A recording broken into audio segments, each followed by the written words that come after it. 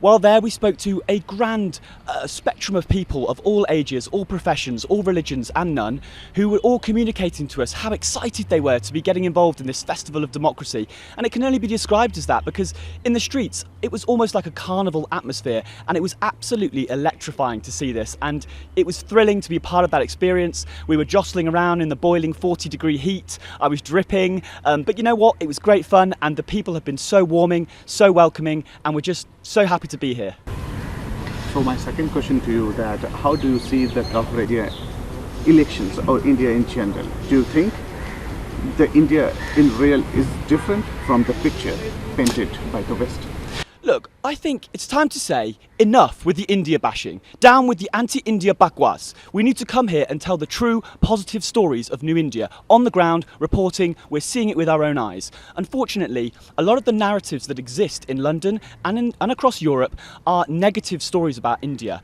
We're hearing things like religious divisions, but that's not what we've witnessed on the ground. We've seen Muslim women in full burqas attending Narendra Modi's rally.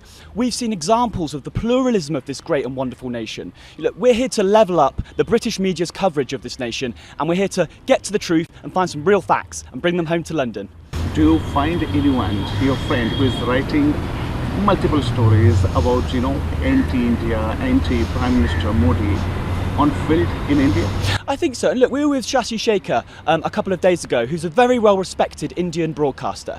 And he said to us that he believes a lot of these stories are generated to create almost outrage bait. So we're trying to get people to engage with our content, but it's a negative content. And I think, do you know what? It's time to start telling the positive stories of New India, of this great nation on its epic trajectory to becoming a $5 trillion economy in the future. And look, there's loads and loads of positive stories that we can be telling from India, and that's what we're here to do.